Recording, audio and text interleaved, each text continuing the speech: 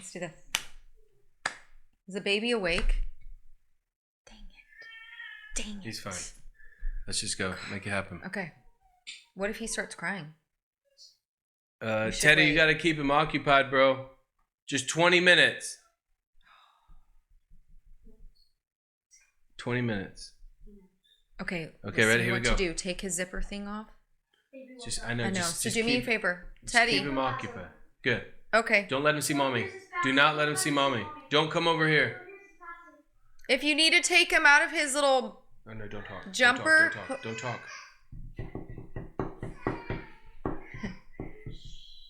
Give him the rest of his bottle. It's on the counter. Caleb, go ahead. All right, here we go. All right. Let's go. All right. Hey guys, it's Theo and Rach, and this is a Place for Family podcast where we talk about anything and everything family. Right? Any and all things family. Okay, sorry. Yeah. Hey guys, it's Theo and Rach, and this is a Place for Family podcast where we talk about any and all things family. Yes. We have our little fan club over here. Live studio audience. Our children. We're doing this. Yes. Why are we doing this? Why we're doing this? To be obedient. It's been something we've wanted to do for a while. I think the other side of it is, well, Jesus asked us to do it, and that's why we're doing it. But there's another side to it where we really want to try to do our best to bring people into our lives in a more intimate way.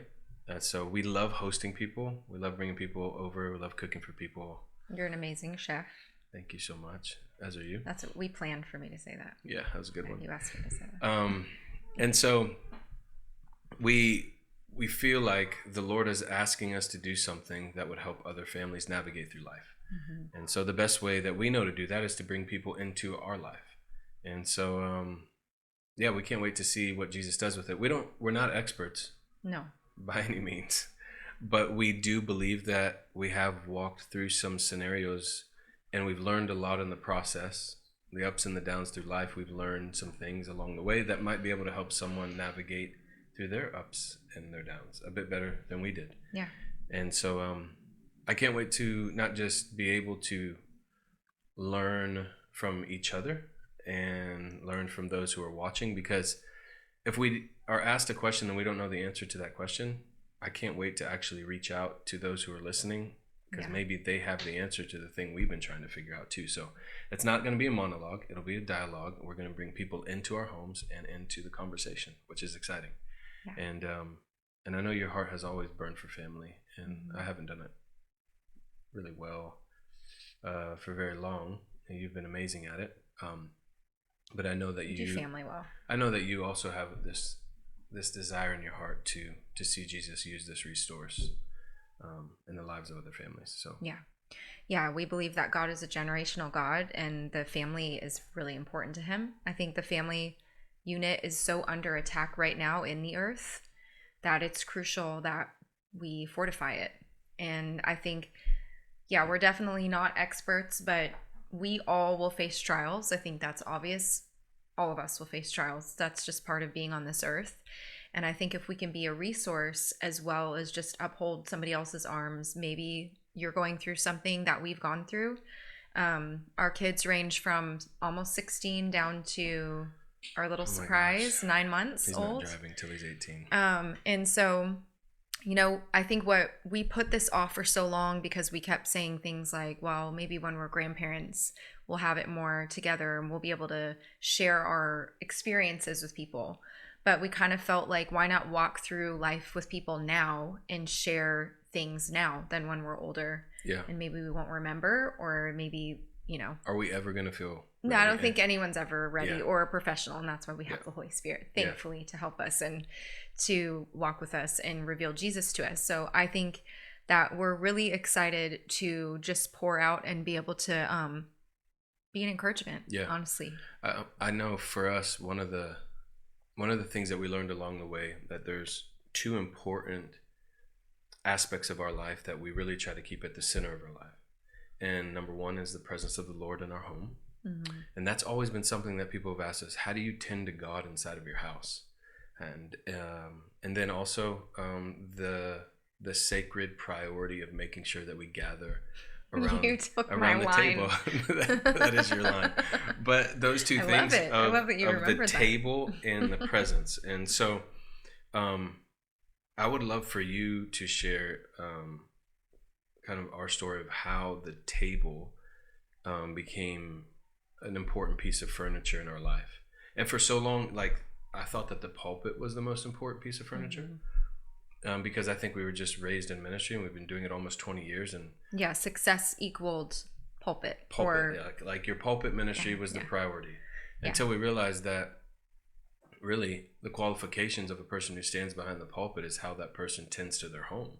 Yeah, and it then matters also, to the Lord so much. Yeah, and then think of all the people, unfortunately, who have had this step down from standing behind the pulpit because their lack of priority in their home.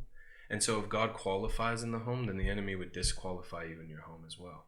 And sometimes that doesn't surface right away because I know for a period of time, you and I were going through it, but I was still standing behind a pulpit smiling and everyone thought I was amazing. And I wasn't loving my wife well.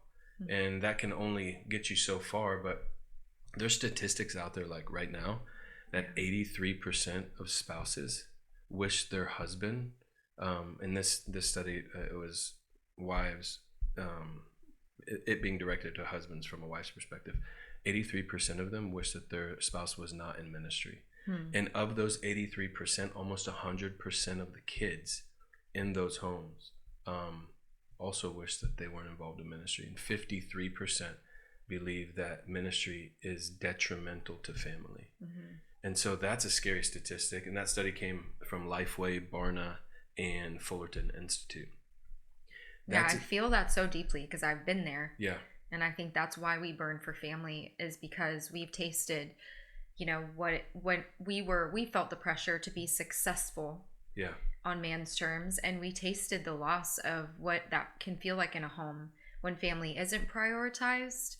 And when you're not living from the inside out, it just is a recipe for disaster. And our kids deserve better than that. And I think like I said before, God is so generational. In order to have longevity in ministry or in anything, I think you have to emphasize the inside. Yeah. And that has to be the strength, like the center of everything has to be the presence of the Lord. And then we had talked about how each family we kind of presented it to somebody like this. Every family has maybe two pillars, and that's what their family heartbeat is. Yeah. And so for us, our two pillars have been what we've discovered, and what has worked for us has been the presence of God being the center, where our home, literally, we feel called in the earth to make our home a place where the Lord can abide. He can be here. Yeah. He feels welcome here. And when he looks down, or I don't know if he looks down, but when he looks at the earth, he can find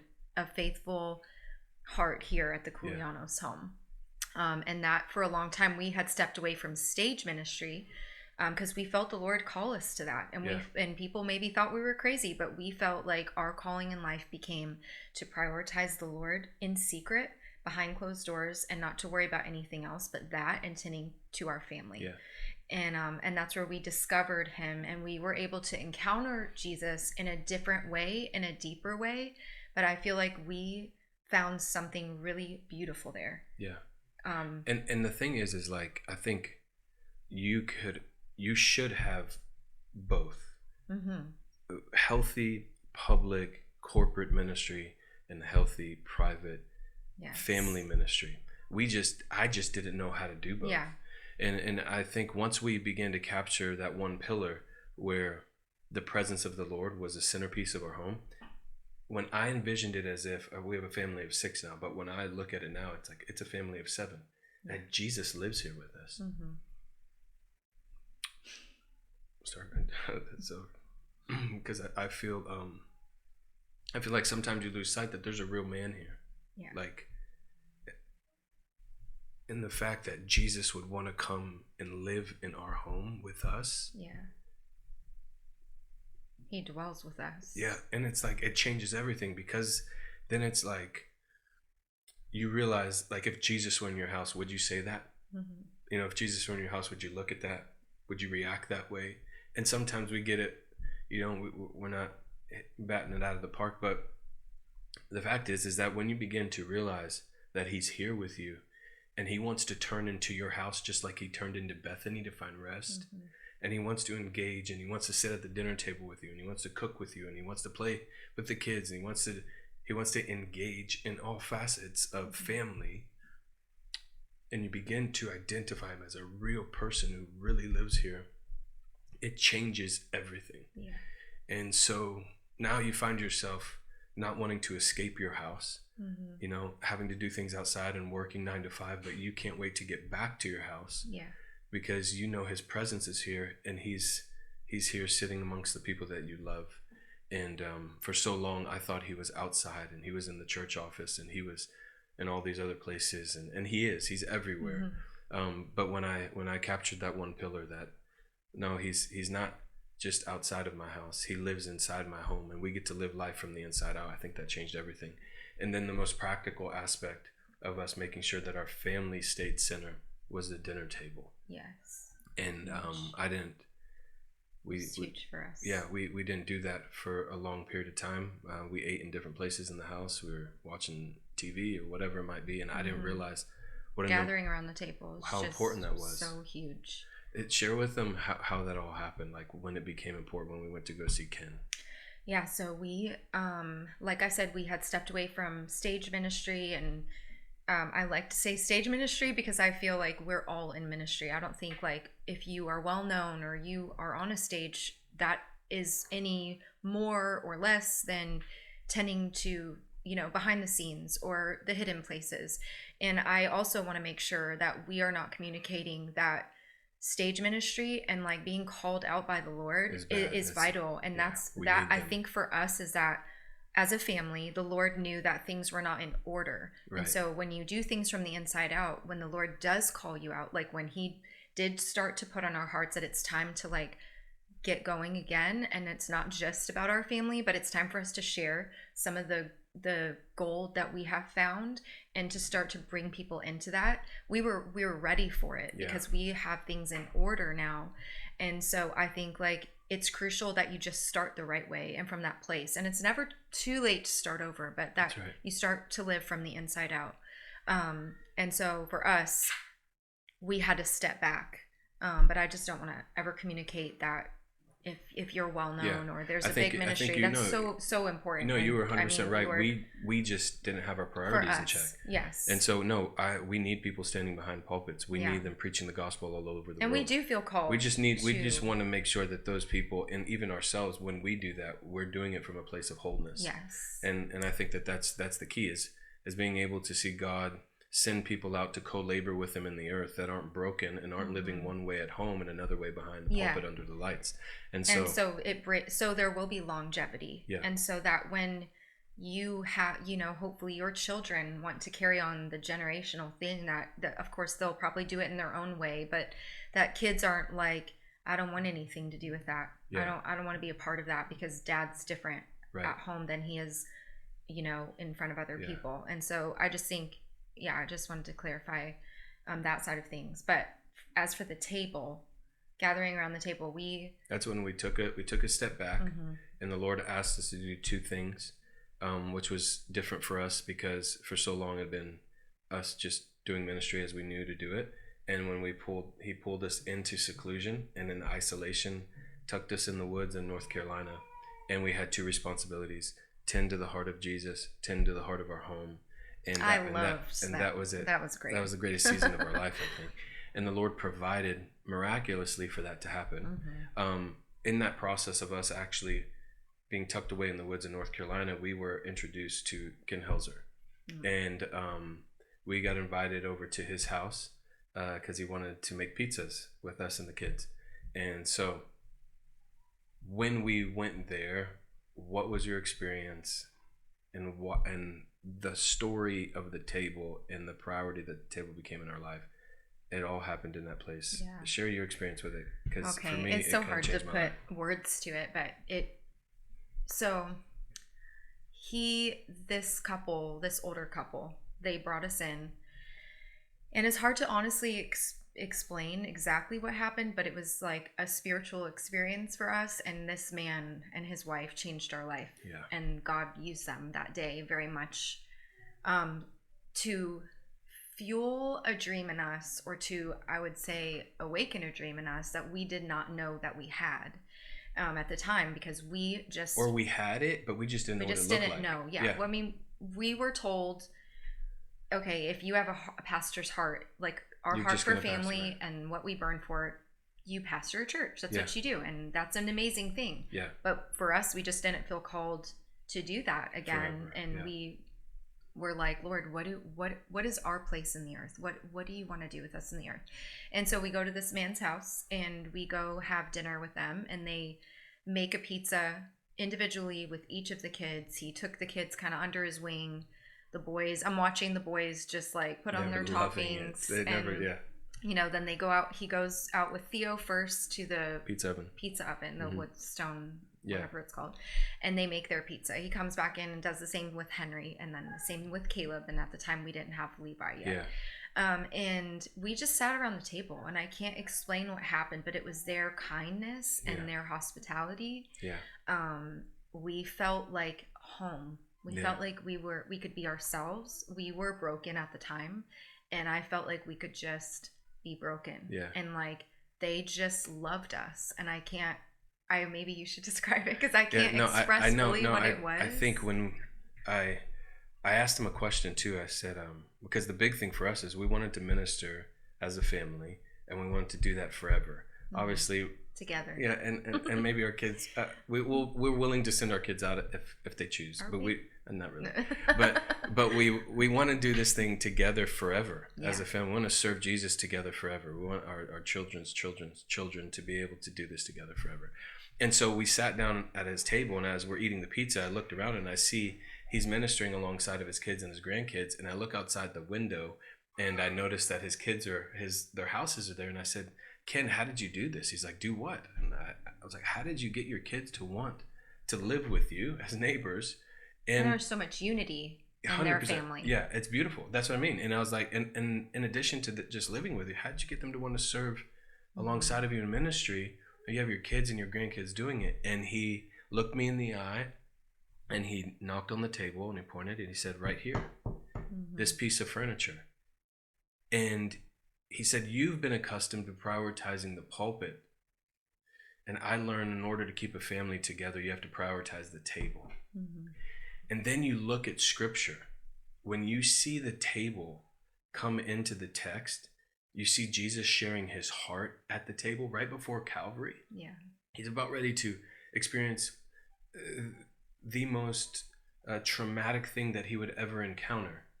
And he gathers his team, he gathers his family around the table, and he begins to share his heart with them. And then I began to see that a family that truly eats together is one that stays together. And if you open up that space and allow that furniture to awaken your heart as a family, you're going to find that you are actually going to become more unified with the people around it.